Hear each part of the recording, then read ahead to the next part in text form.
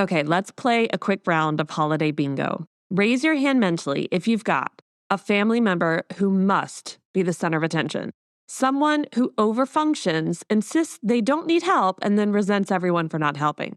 That one person who expects the entire holiday schedule to bend around their preferences and their family's needs. Or the perfectionist who treats table settings like a NASA launch sequence. If you raised your hand for even one of those, welcome to the holiday season. This season is amazing and warm and sparkly, and also the month where difficult personalities pop like popcorn. And here's the thing, every couple I work with, high achievers, busy professionals, couples who genuinely love each other, hits the same roadblock around this time of year.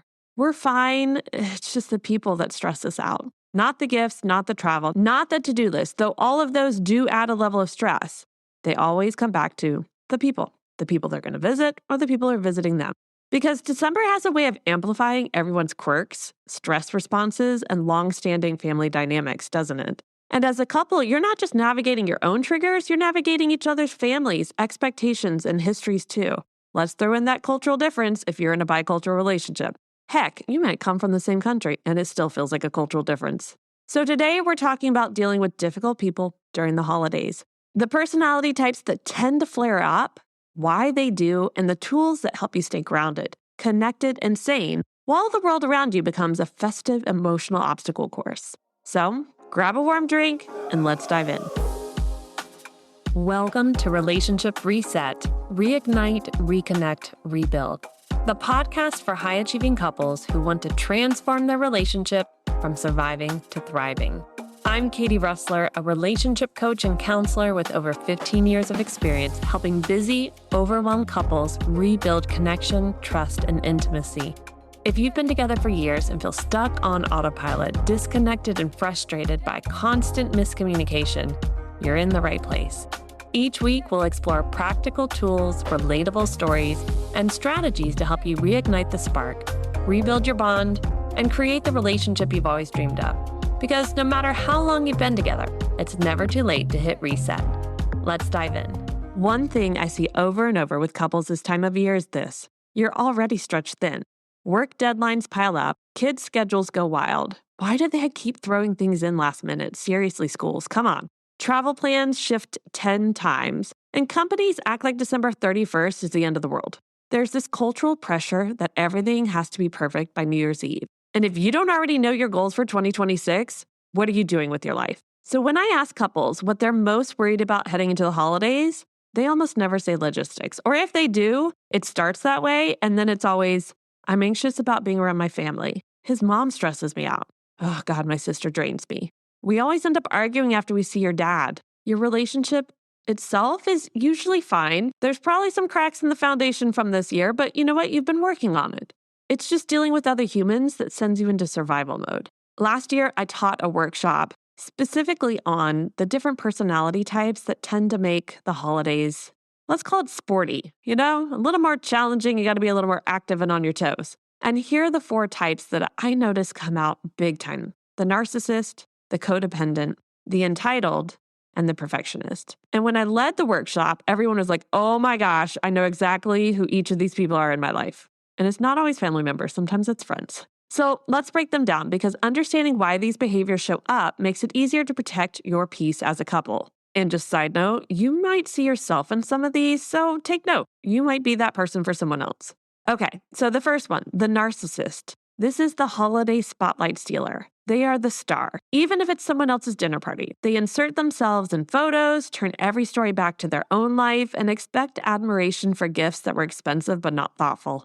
And remember, narcissists don't take responsibility. You could have 12 witnesses, a recorded video, a notarized document. It doesn't matter. So what's your tool to deal with narcissists? I like to call it be the rock. They thrive on emotional reactions. Think about it. It's like a kid who throws a rock into a pond. They like the splash and the ripple effect. Don't ripple. Neutral tone, calm responses. Don't give them the emotional reactions they desire. They'll get bored and move on. I guarantee you. But I'm going to be honest. They might push really hard first if they know they usually can get even anger out of you. So be the rock. Stick with it. The second is the codependent, the overhelper who resents everyone. This is the person who insists on hosting everything, but won't let anyone actually help. They say, no, no, no, I've got it 50 times, then emotionally collapse because no one helped them. It's all on me, right? The holiday behavior, some of their holiday behaviors are they micromanage everything, they overwork, they burn out, and they silently resent. So here's your tool. Offer once, then step back. Say, hey, I'm here if you want support.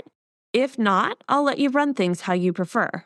This keeps you out of their burnout spiral, and you don't have to feed into their silent resentment or emotional uncomfortability they can create in a room because you offered help and you stated, if you don't want help, I'll let you run things how you prefer. You're good. Step away. No need to make them feel better. Okay, third one, the entitled one. Everything should go my way. Entitled people expect special treatment, not necessarily attention, just compliance. So their holiday behaviors will look like, we've always done it this way. You should have planned around me. You should have asked me first about my schedule. This isn't how I want it. Make it work. Your tool. Set expectations up front. Have those difficult conversations in the beginning. Entitlement thrives in the vagueness, right? In that gray zone. There's so many things that can be interpreted and also go, no, it needs to be this way. So try, here's what we're doing this year. This part's going to be fixed right here on the schedule, but here's where there's flexibility. Clear, calm, non-negotiable. And you know what? They're probably still going to have hurt feelings. Didn't mean you failed. Didn't mean you do anything wrong. Kind of like going back to that rock. But again, they don't need the big hurrah. They just need things to work around them. Okay, the fourth personality type is the perfectionist, the holiday hall monitor. This person has a vision and everything must match that vision. So here's some of their holiday behaviors. The tree must be curated. The food must be exact. The timing must be flawless. Any deviations equal stress. Your tool, don't take their tension personally. Their perfectionism is about control. It's an anxiety within them that they're trying to calm.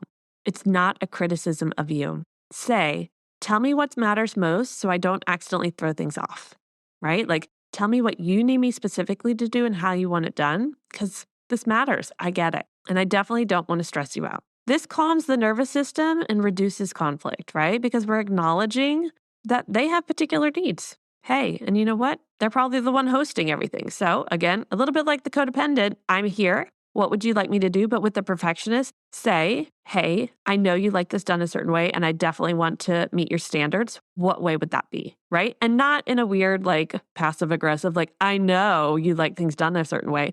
Just honor the fact that it's a level of anxiety. And you know what? Most of us really enjoy the perfectionist holidays because we see all the things they do and it's gorgeous. It's beautiful. It's amazing work. But they do exhaust themselves in the process. It's not because of you, it's on them. But you can be there to help calm their nervous system too. You see, everyone is more activated in the holiday season. It's like a pressure cooker, and difficult personalities become more pronounced when stress is high. This doesn't mean people are bad. It means their nervous systems are overwhelmed. This is why using those 3 deep breaths I always talk about can truly shift things. That first deep breath, you just release everything up until that moment, right? Take that deep breath in. Let it out and just be like, I let go of everything up until this moment. You take a second deep breath in and you let it out and you ground in the present moment. And I usually tell my clients, imagine roots coming out of your body into the ground or into the chair you're sitting in. And the third deep breath, take that deep breath in, release it out, and just open your mind up to clarity, to aha moments, to just paying attention a little bit better, right? Often the clarity we need is how to not make things about us and to realize, that's just how they are. I don't have to take it personally. You can use it before walking into a gathering. Use it in the bathroom if you need a reset. Use it afterwards to decompress. So I want to give you and your partner some practical tips and some action steps for this holiday season. So the first tip is to pre-game with your partner, right? You remember the days where pre-gaming was a little more fun than this? I want you to spend 10 minutes before going to an event kind of talking through, what personalities do we expect to see today? How might that impact us? How do we support each other? Especially if you are going into your partner's family dynamic and you see them kind of revert back to the pissed off teenager or the gold star earner or whatever, you can just say, like, how can I support you? Because I know when you get like that, it upsets you. Like, you don't like that. What can I do to support you? And create a rescue signal. It can be a word. It can be a pulling of the ear. I don't know. Something that's just like, hey, we got to go for a walk. Like, I need to pause. This alone prevents half of holiday arguments because you already started before the event being on the same team. Tip number 2, choose one boundary per event. Not 5, not 32, just one. Examples. We leave by 8 and both of you stick to this. Oh, this is a pain point for me. Stick to it. If you said you're leaving by 8, you can absolutely revisit at 7:30 and go, are we still on the same page about 8? And if one of you is like, hell yeah, you're doing it because you made that agreement. Another example, no talking about money or no talking about politics. Stick with that boundary. We all know what it's like with families. People have different thoughts and opinions, and sometimes it can get heated, and usually it makes it uncomfortable. So stick to the boundary. No talking about whatever it might be. Another example, if conversations get heated, we step outside. Go for a walk.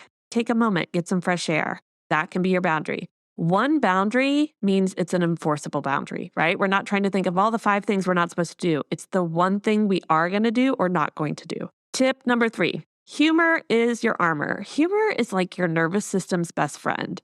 Oh, we're rearranging the table again? Perfect. I totally needed some cardio today, right? It lightens the room without creating conflict. Just get in that space where things are laughable and together. Have an inside joke about it. You could start that bingo game that I had at the very beginning with each other. Like, okay, we're setting up our own bingo card. Here are the things that need to happen. If this happens, if I catch it first, I get this. If you catch it first, you get this. Like, make a game out of it. Here's the 4th tip. Create a joy ritual after every gathering. It's like a post-event reset, okay? So it's like, we're going to go get hot chocolate together. We're going to go for a walk. We're going to have like a little debrief and find the humor in all of the things, right? We're going to put on our cozy pajamas and watch something mindless. This signals to your nervous system, we're done. We're safe. We're home. We're still on the same team. So this week, take 15 minutes with your partner and identify your top 3 difficult people that you're going to be seeing this holiday season. Hey, you know what? It might even be at a work event. It may not be with your family. So for each of the 3 people, I want you to answer, what personality type do they match? What behaviors trigger me? What tool will I use? How can my partner support me in real time? So each of you might have your list and have 3 different people on them. It's okay. This conversation alone can transform your holiday experience because you're both on the same page about who your 3 difficult people are. And if your partner's difficult person is someone from your family that you dearly care about, and you feel a little bit of like a twinge about like, why does it always have to be that way with that family member? Just respect that this year, that's on their top 3 difficult people list. At some point, you probably had on your difficult people list someone in their life that they really cared about and mattered, and they wanted you to have a better relationship with, and you didn't. So I would say work really hard not to take this personally, but allow your partner and yours 3 difficult people to be who they are. You know what? Difficult people are part of the holiday package. But with the right tools and a united front, hey, we're on the same team, you and your partner can walk into any gathering grounded, connected, and completely in your adult selves, not in that maladaptive kid who's like, I hate everyone. Why does it have to be this way? I will fix everything. No. Let's come in with our wise adult. And if you want some help navigating holiday tension, stress responses, or old family patterns as a couple, book a relationship game plan call with me. I still have a few this holiday season. We'll look at what's coming up for you and build a strategy that brings you back into harmony. You can check out the link in the show notes. All right, you guys, let's take a collective deep breath. You've got this. I'll see you next week. Thanks for tuning in to Relationship Reset. If you found this episode helpful, share it with a friend who might need it too. Don't forget to rate and review the podcast. It helps more couples discover these tools to rebuild their connection too. And be sure to hit subscribe so you don't miss next week's episode. It's gonna be a good one. Your relationship is worth the work, and the rewards, totally worth the effort. See you next week.